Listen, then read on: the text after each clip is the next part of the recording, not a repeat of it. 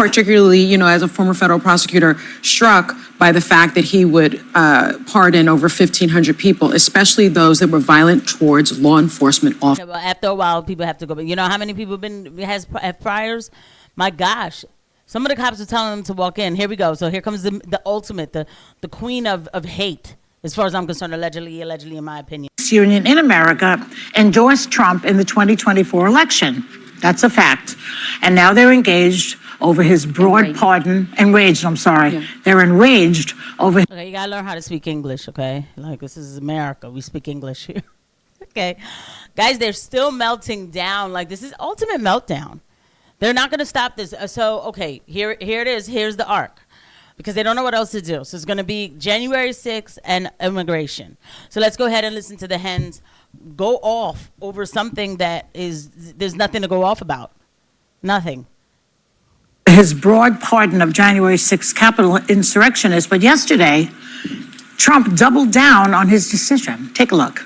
Mr. President, you're a president who has long said that you back the blue, but aren't you sending the message that assaulting officers is okay with these pardons? No, the opposite. No, I am the friend of police more than any president that's ever been in this office. They served years in jail.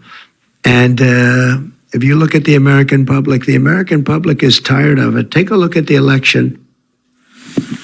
So, some of the Capitol cops who were brutally attacked that day are calling him out for this also. Watch this one now. I mean, it's outrageous, but not surprising. So today I went to the Prince William County Courthouse in Virginia, near where I live, to seek protective orders against the individuals, 5 of whom pled guilty to assaulting me. I have not had any experience that would suggest he is a friend of the police. I think what he's a friend of is anyone who elevates his position and secures his authority. So, question, does the Republican Party, Trump and his cohorts, do they need to make up their mind? Are they pro-police or not? So how long should people stay in jail for? Mind you, some of these people were were in jail for the longest time before they got seen by a judge. I'm not sure that even really all of them got seen by a judge. How long should people stay in jail for this situation? Like, what do they think these people should be in jail for life? Because a lot of these people, I highly doubt, even had priors. And I know inmates in prison, when I used to work as a nurse in prison, who were frequent flyers. What does that even mean, what I just said? Frequent flyers, right? And just because somebody has to plead guilty to something, and the left should know this because they talk about it all the time, doesn't mean that they're actually guilty to the thing. Huh. Amazing. You know, so, and they're all about to have a Sonny's going to have a meltdown. They're all melting down over this. How long should these people, you know, rot away? People who I'm sure are law-abiding citizens in real life. Huh. Amazing. Please, guys, don't forget to hit the like and subscribe button and the notification bell. And I thank every eye that lands on these videos. Let's go. So what say you? Well, I think it's more about crime in general and when people commit crimes, because veering off the January 6 pardons, there was one that was a pardon that Donald Trump gave that was kind of hidden among them. I don't know if you guys have heard of the man who created the Silk Road. His name was Ross Ulbricht. Mm-hmm. And he made a marketplace outside of the law enforcement, the realm of law enforcement, selling drugs like heroin, cocaine, weapons, pornography, it was called the dark web. Yeah. And 6 deaths were attributed to drugs that were sold on that website. He pardoned him yesterday. He had been sentenced without the possibility of parole in 2015. And the reason Donald Trump gave was, I just called the mother of Ross William Ulbricht to let her know that in honor of her and the libertarian movement, which supported me so strongly, I am going to release him. So right now we have him marching into schools and churches to get rid of immigrants who must be criminals while he allows a criminal because he's American. Okay, you know what, yo? These people are disgusting. Ross was put away for having a website where people were using Bitcoin, and a lot of people were selling things that they shouldn't have sold on that website. But Now at that point, we can do this with Instagram. We can do this with Twitter. You know, there's a lot of things that happens on these websites that, you know, the owner can't really be held accountable for. Why did he go to jail? Right? And these Americans just want people tossed in prison for fun. Yo, man, like, this is why it makes me mad, because we can never have real reporting to this stuff. To just come out of prison. So it's, Not because he's American, because he's no, because he's a supporter. He's a supporter of Donald Trump. Right. I think that the more important part here is not just police. It's, do we enforce our laws and punish people who have committed crimes, or do we not? Yeah, and we should. Of course. I was particularly, you know, as a former federal prosecutor, struck by the fact that he would pardon over 1,500 people, especially those that were violent towards law enforcement officers. Well, after a while, people have to go. But you know how many people have priors? My gosh. Some of the cops are telling them to walk in. Here we go. So here comes the ultimate, the queen of hate, as far as I'm concerned, allegedly, in my opinion.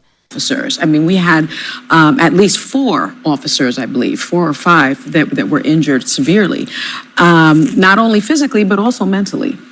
And I will say this, if there is no accountability, people will be emboldened to do more. When you are a prosecutor, you don't only prosecute someone because they've committed a crime, you also prosecute someone so that you send a message to society that this type of behavior is unacceptable in our society. What he has now said is that it is unacceptable. And let me just finish with this. Pam Hemphill, who was a South Carolina resident, she served a federal prison sentence for her role in the riot. She said this in a video posted to X yesterday. "I will not accept a pardon because that would be an insult to the Capitol Police officers, to the rule of law, and to the nation. I pleaded guilty because I was guilty." So it was not. It wasn't. I thought they were all, you know, Nazis, and you know, I thought they were all bad people. Wow. There was a good person there. So how many other good people were there? And whoever that lady is, I think I've spoken to her on Spaces, and I'm pretty sure that I know who they're talking about, and she's totally okay. If I can't fully say it, then I won't, because then I'm doing the same thing that they do. But I'm pretty sure that that's the lady that I've talked to on Spaces. But okay. Furthermore, if that lady was saying that, I'm sure that she wasn't in prison. Some of these people, by the way, some of them are still locked up. Now, maybe by now they've gotten them out. The jails didn't want to let them out. Like, they were holding their, you know, like slowing up the process. So let's see if Alyssa has anything to say of substance, because we already know Anna Navarro is going to go off. And so let's just see what Alyssa has to say. Up without a spine. Okay. It's going to be very, very difficult. I mean, there's no defense of these pardons. The Wall Street Journal editorial board, which is right of center, condemned it and said that this is disrespectful to police and law enforcement who protect us. I've become friends with some of the officers like Michael Fanone and Harry Dent who were injured that day. It's terrible. It's beyond the pale. Here's what I'll say. One of the worst side effects of the Trump era is that because Donald Trump does so many things that are bad, we start to then say, well, other things aren't as bad that other politicians do because Donald Trump did something worse. And what happens is it becomes a race to the bottom. There's no whataboutism. This was just despicable that he would pardon these violent offenders. No, it's not. No, it's not. Yes, there was a mosh pit, and unfortunately some people got hurt.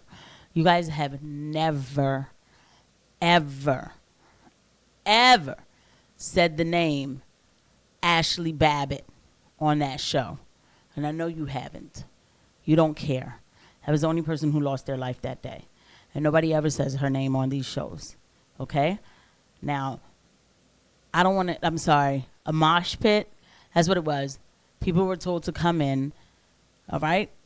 And it set a precedent that now people are afraid to protest. I'll leave it at that, because these people make me sick when I listen to most of the stuff that they say. They're just so fake. They really are. I'll see you guys at the next one. Bye.